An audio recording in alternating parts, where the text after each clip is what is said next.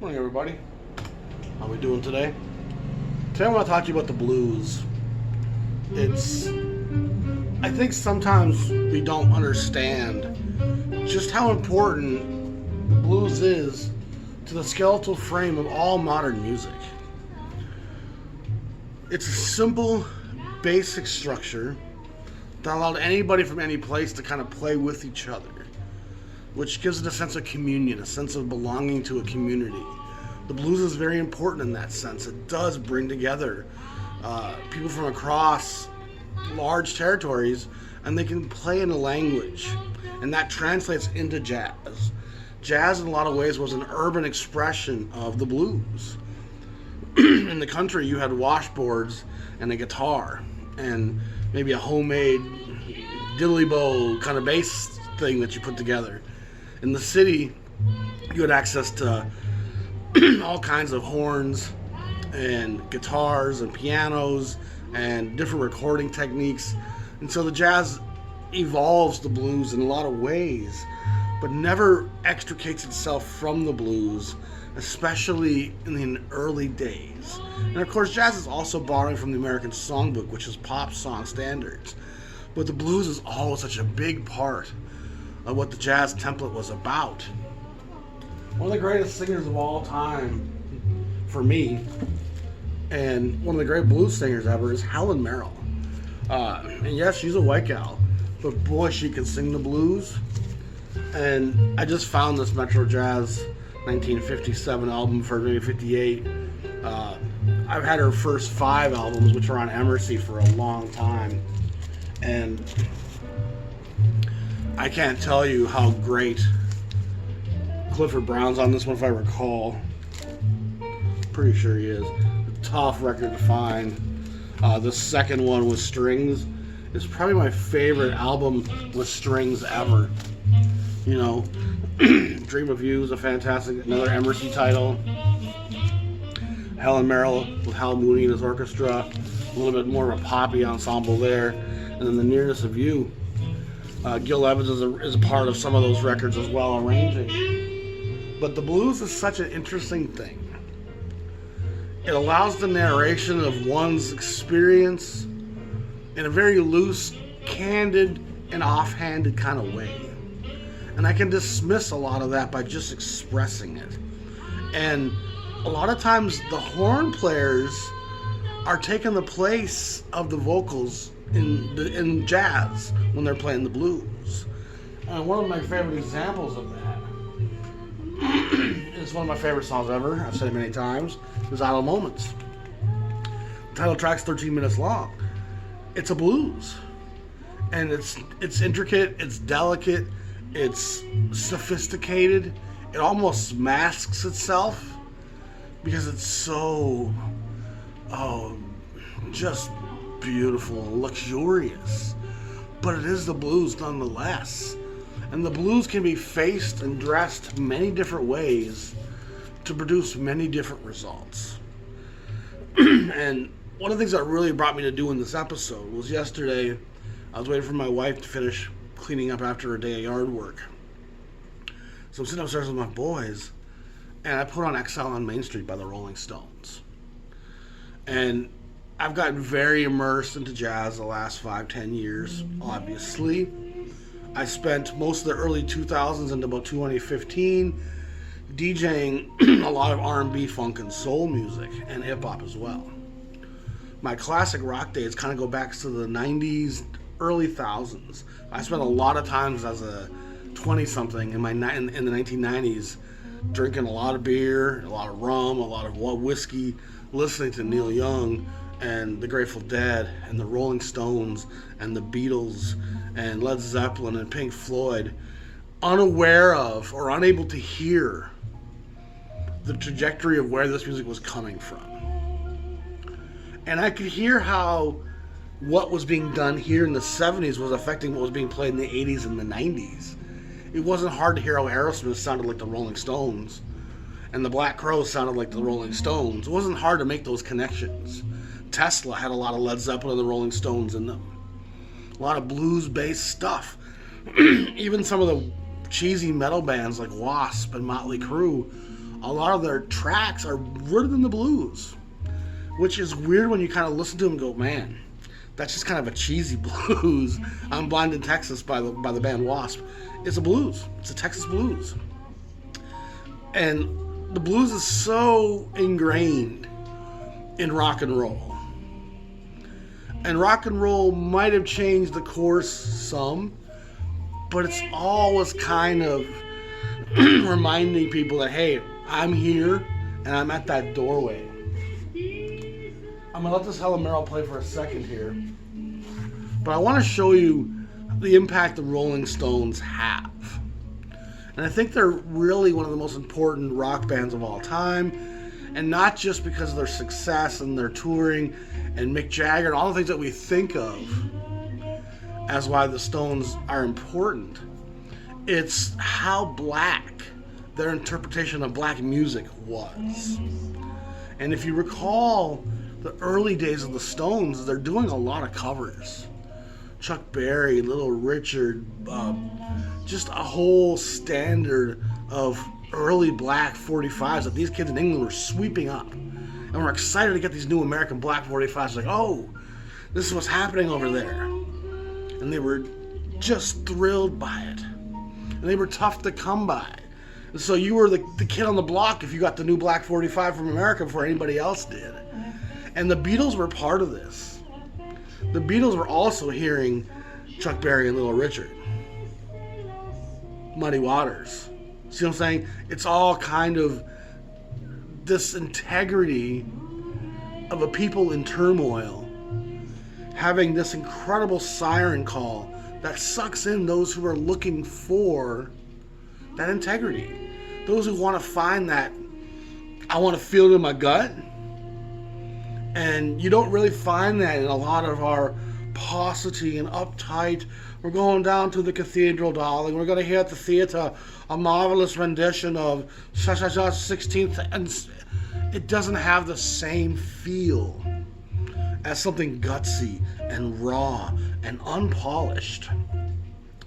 And one of the things the Stones do really, really well is to not polish the blues too much.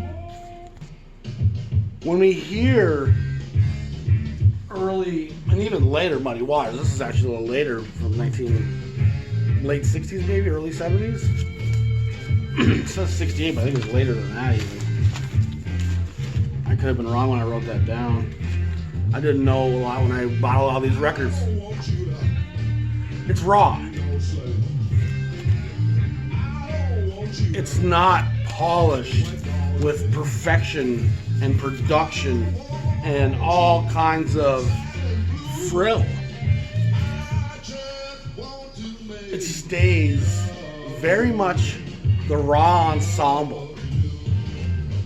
And I think a lot of what happens is that as the recording technology improves in the 60s, and of course the Beatles and George Martin are pushing that envelope with every new song they put out.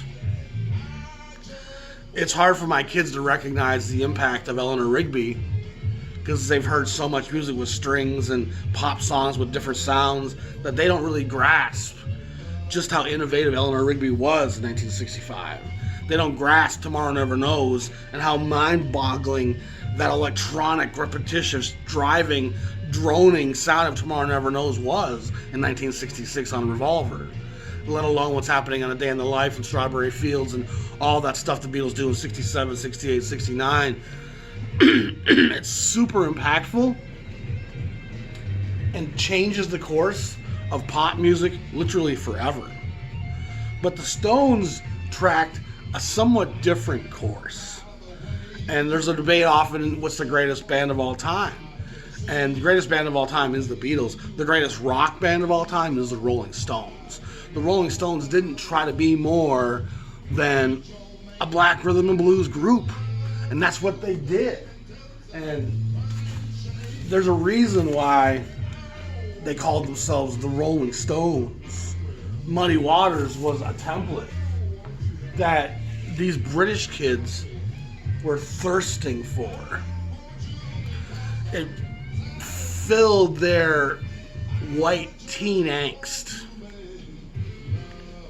England had its post-war issues going on, social upheaval, economic issues, employment issues. There was a lot of chaos in England in the 60s and the 70s as this new world order was coming into place. These black men from America were expressing something that they weren't getting anywhere else. And it rung true to all these British kids as they started interpreting black American music. And to me, it's one of the greatest ironies of history is that the American white consumer learns to buy black American music as made by white British kids. And that's kind of a shocking and revelatory piece of information. It would be the same as if in ancient Egypt, when Moses and the Israelites were in captivity, and the Israelites and Moses had been writing this verse about freedom and liberty, and the Egyptians just didn't really want to listen to what those kids had to say. But then some Egyptian kids started copying that powerful message of a people oppressed. And all of a sudden the Egyptian consumer's like, oh, I love this new music made by the people who look like us. When really it's coming from a whole nother place in your own backyard. And I just think it's very insightful how the American consumer wanted nothing to do with black artists and black music, but they gobbled up the Beatles and the Stones and Herman's Hermits and that entire British invasion. It's black music coming back to America. And the Stones do such a great job of not dressing that pig up too clean. And the Beatles moved past rhythm and blues. They moved past the blues. And they maintain elements of it. When you listen to your blues, you still hear that pocket, the movement of a riff come together is a great R&B, the way all the parts fit together and kind of repeat. That's the essence of rhythm and blues. It's space and repetition. Letting the different parts fill different spaces and leaving voids for those spaces to take shape. And a great loop, a great pattern where bass guitar, another guitar, an organ, all gives little pieces of fill and information, and then you cycle that loop. That's rhythm and blues. And it's always about space and minimalism and allowing the notes to breathe and allowing the full impact of that note to have resonance. The way Keith Richards, Mick Jagger, Wyman and Watts, and Brian Jones or Mick Taylor, whoever you have, Ronnie Wood eventually, the Stones are the embodiment of the blues. And they occasionally made the mistake of trying to polish it too much. And it's why what I'm going to show you today to me is so important. Their early records are pretty much filled with covers. Chuck Berry's Carol, Bobby Troups' Route 66. It's Nankerfell's, a lot of, just kind of covers there. Same with the second record. They're kind of just learning their way around and around by Chuck Berry. Bobby Womack, It's All Over Now, it looks like. A few Jagger Richards initial, If You Need Me by Wilson Pickett. The third Stones record, Rolling Stones Now. They're slowly starting to develop their own ability here, but they're still very much learning the ropes. And the Beatles progress much faster. Aftermath, a great record. December's Children, Out of Our Heads. These records are the development of the Rolling Stones in the early to mid 60s. And it's a fairly brisk and raw assemblage of the blues parts. Got Live If You Want To is one of the great raw punk rock records of this era. If you don't, I've never heard this. The energy of the crowd, the tempo of what they're doing, they're really blistering it. Big Hits, High Tide, just a nice little collection. I love that picture of Brian Jones on the cover. But the Stones hit a moment. Between the Buttons is a great record. One of their first great songs up to Spend the Night Together is on here. Ruby Tuesday's on this one. So they're starting to really kind of find their stride here. Painted Black was on, I think, Aftermath. And then they try to copy the Beatles in '67 with Sgt. Pepper's Lonely Hearts Club Band with their Satanic Majesty's Request. And there's a couple songs here that are really great. Lantern and 2,000 Light Years from Home. But at the same time, there's a lot of stuff that doesn't really quite connect. And what follows that is them stripping away the studio gimmickry, and they need to be innovative and try to follow the Beatles. The Stones become the Stones post Satanic Majesties. And they released 4 records in a row that are, to me, 4 of the greatest rock records of all time, and most lists of that nature will have all 4 of these records in the top 40, 50 records of all time. Beggar's Banquet, of course, with the original cover with the bathroom, just a seminal record. And these records have various degrees of production. Let It Bleed with You Can't Always Get What You Want with the crowd, the chorus singing. Like, there's some bigger production on some of these records. Sticky Fingers is one of the greatest records of all time. Just a really fun rock and roll record that's the template for so much rock and roll. Guns N' Roses. A lot of what comes after is just the Stones, Sticky Fingers, Let It Bleed. And rock and roll hasn't really moved that far past that. The White Stripes and all that, it's just very much still that same ripping off of the blues. But it's this record right here, Exile on Main Street, that to me is a magnus opus. It captures them in the south of France, living as tax exiles, because their tax rates in England were so high. And they seem to be tracking live together in a one-room kind of essence, not the multiple bass and drums today, we'll do guitars next week, we'll put some piano on, then we'll do vocals for a few weeks. That whole process seems to start to change.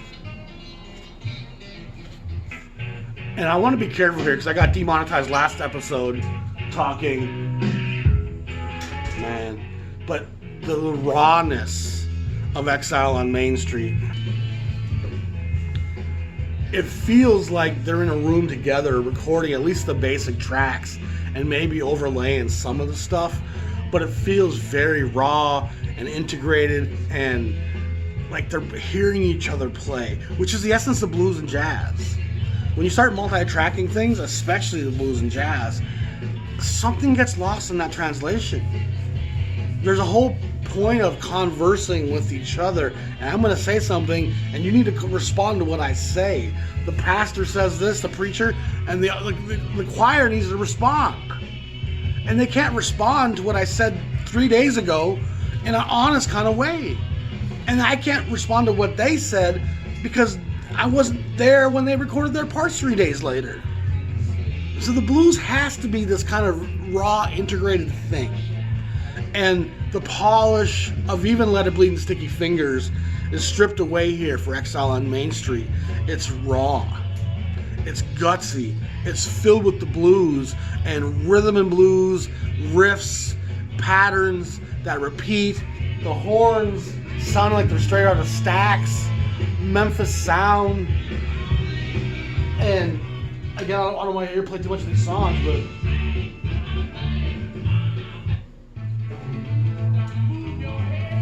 that's so gutsy, Southern Delta blues. And of course, ZZ Top does kind of a very similar song to that. LaGrange, I think it's called. It's so rooted in that black sexuality. That black, in spite of my burden, I can still shake my hips. I can still drink this bourbon and slide up on it. See what I'm saying? And that was never too far from the pulse of the blues. It's a very sexual thing. And the Stones were able to add a layer to the blues that most black men would dare not do. And that's, on even raw sexuality, a more openness about drugs and alcohol, and a kind of layer of filth.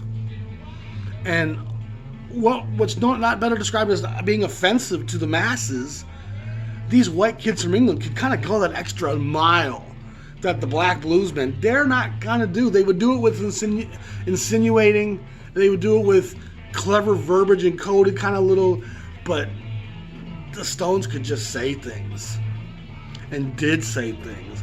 And it's a pretty impressive tour de force. The entire record, Sweet Virginia, Loving Cup, Soul Survivor, Shine a Light, it's just track after track of raw, gutsy, very black. Those guitar sounds, it's very blues based. You could play Exile on Main Street in a Texas blues house, and there'd be some bottles being broken and some dancing going on and some sex to be copulated. It's a very, very intense experience, and it lacks the polish of Sticky Fingers. It lacks the refinement of you can't always get what you want, you get what you need. This is just the blues. It's a riff.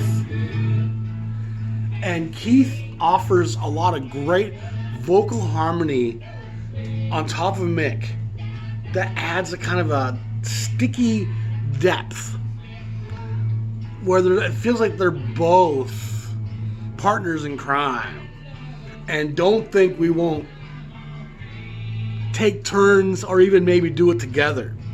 See what I'm saying, girl? We kind of sleazy about it, and we ain't ashamed to say we are.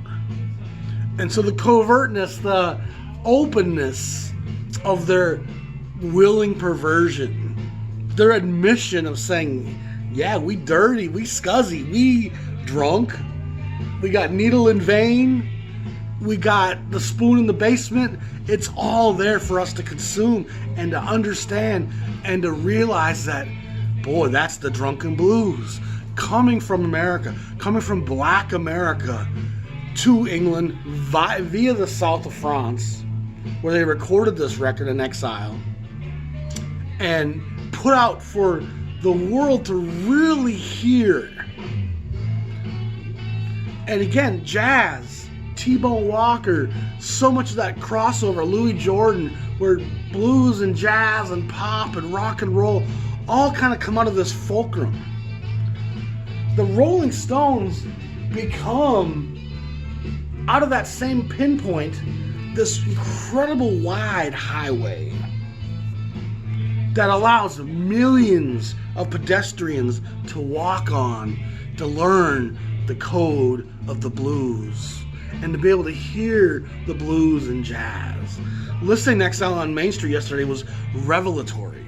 And I have heard it a few times in the last few years.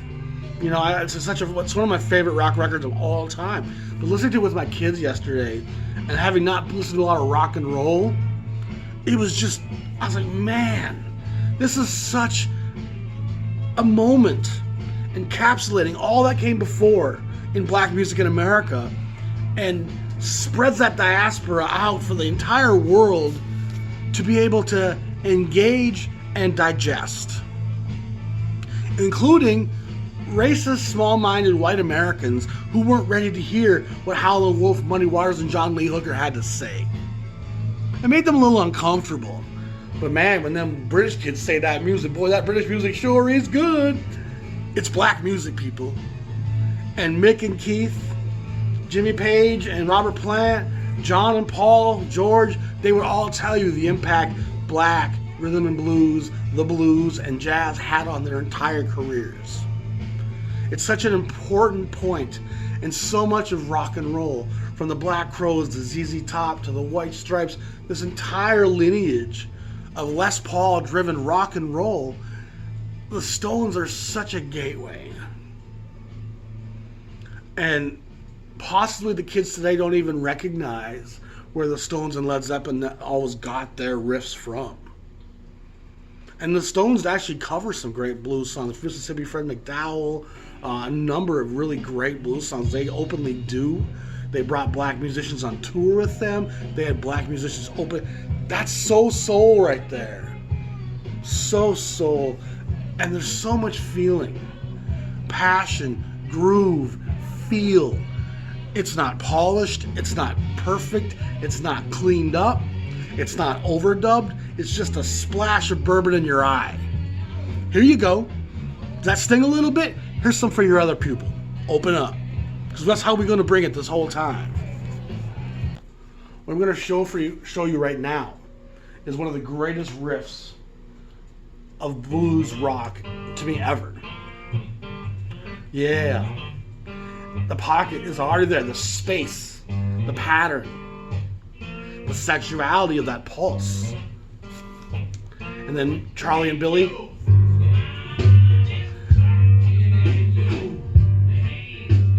Ventilator blues is what that's called. It's one of the raw, straight blues tracks on Exile on Main Street. And then you get to the next side with Soul Survivor and Shine a Light with that gospel and them black vocals on there. It's sacred stuff. And Exile on Main Street will be near the top of most great rock record albums of all time lists. And I think sometimes it loses a few ratings because it doesn't have the big hits of Sticky Fingers, Beggar's Banquet, and Let It Bleed.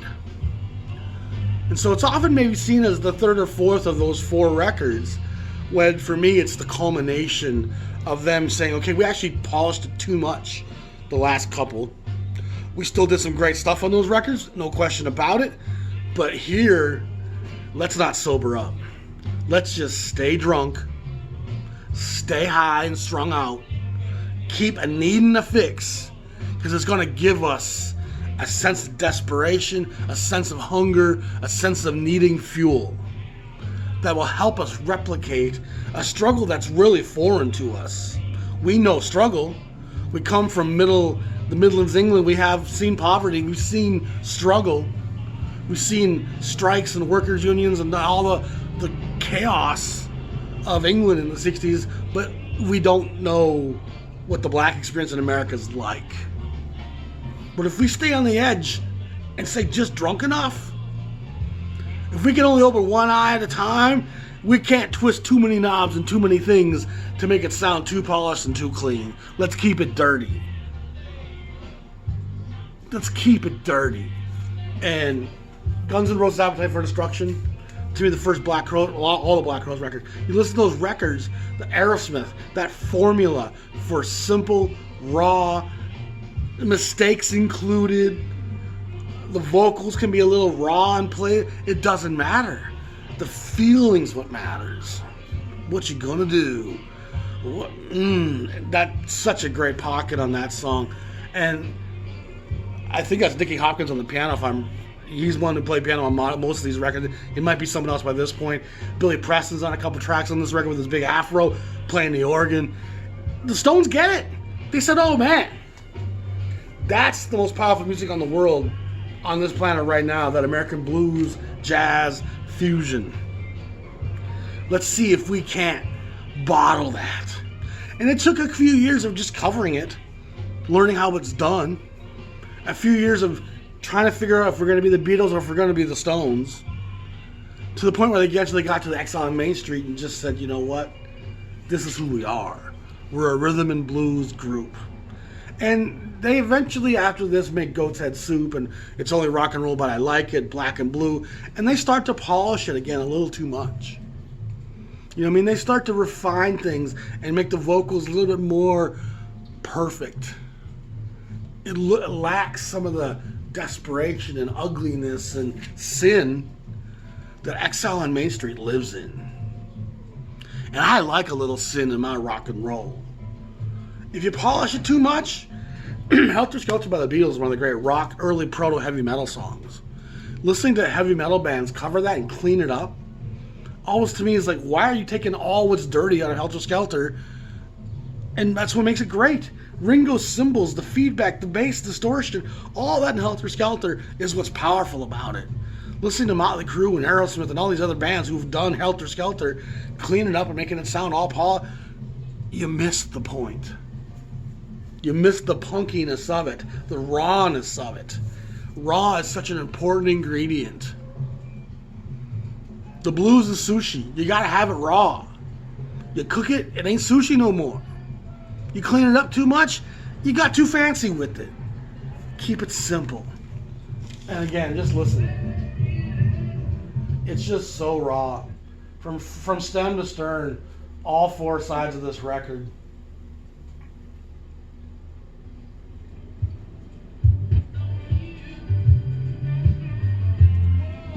The organ in there, that sounds like some Al Green.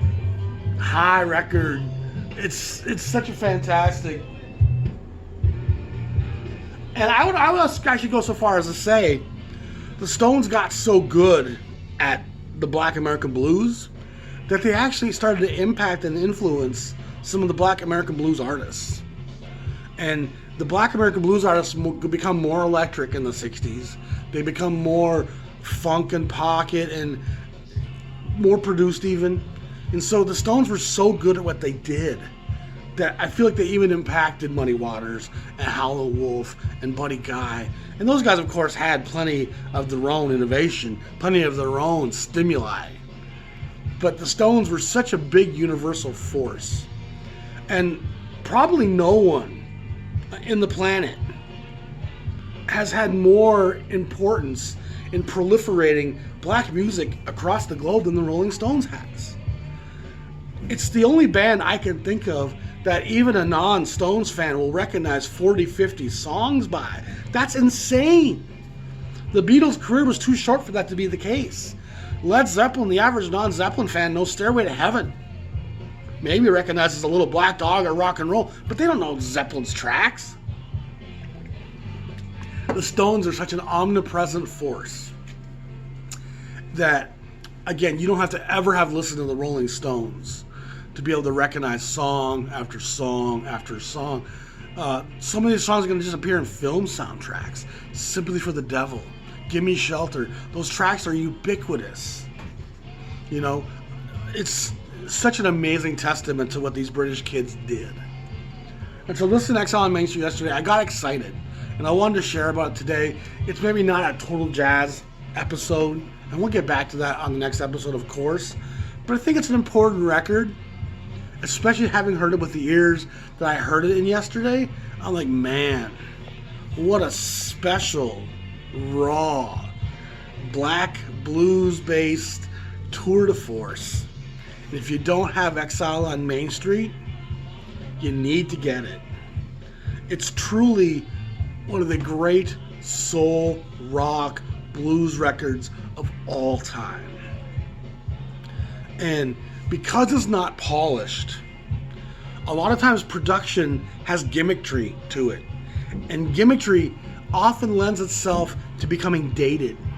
Because a lot of gimmicks are related to what's new in studio equipment.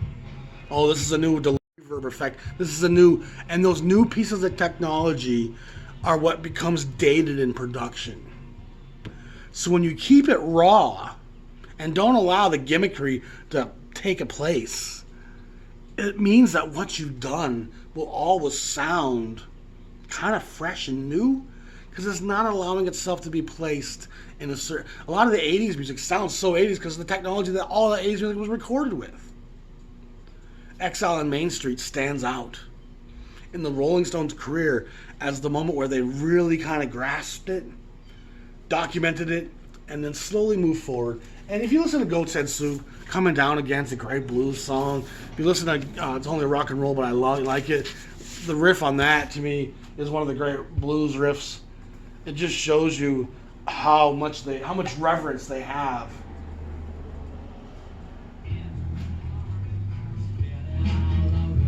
That's country blues. Dirty, it's ugly. Muddy and Howlin' Wolf could sing and play along to that. It's super. Sadly, those records aren't as solid from front to back as Exile on Main Street is. And it's something they come back to. On Tattoo You, there's some great bluesy numbers. They're able to, even when you come into Bridges of Babylon, some of their later stuff, they always come back to the blues because they know it's the foundation. And you can repackage the blues in infinite different ways and always put a little bit of different cream on the top and come up with something a little different every time. But the Stones deserve a lot of recognition. They are an incredible bridge that bridged what was unbridgeable. To allow the American consumer to feel comfortable listening to black music. And it was one thing buying white jazz players playing jazz. That felt fairly safe. And we'll consume Ellington and Armstrong because that stuff's from our grandparents' time, so it's not too risque. But white America wasn't ready for Donald Byrd and the Blue Note sound. They weren't ready for the militancy of Lee Morgan or the incredible intercession of a John Coltrane. Ray Charles was what we could maybe handle. And he was sacrilegious, taking gospel songs and secularizing them. But when those British white kids, the Beatles, the Stones, that whole litany of British kids heard all that music and brought it back to America, there's a reason why those bands were successful here. America doesn't have a lot of time for foreign sports, foreign politics, foreign television shows, foreign music. But British music especially has made it over here so often because of its interpretation of American black music that's unadulterated, and we're thirsty for it. We need it because we're left with nothing but crap without it. The soul of this nation exists in that black experience, and the Stones, more than anybody, proliferate that message across the planet, and they deserve all kinds of credit. Keith plays rhythm and blues as great as anybody. Charlie Watts was never Bonham or even Ringo. He just lays down little pocket grooves. Charlie's not trying to kill you. He's not trying to blow you away, but he'll put you in a pocket, and you'll be able to just sit there and spin and rotate in that pattern. And Wyman was great as well as just laying down the pocket. And the lead guitars might put a little color here and there, and Mick might do a little something, but for the most part, it's always about the groove. And that's as black as it gets. Y'all be safe. Thank you for watching the channel. Feel free to subscribe if you haven't. If you want to support the channel, go to Patreon, pledge $5 a month, or else you can go to my Jazz Shepherd merchandise in the description, and there's some great merchandise to be had there as well, which is always appreciated. Y'all stay safe. We'll talk to you soon. Peace.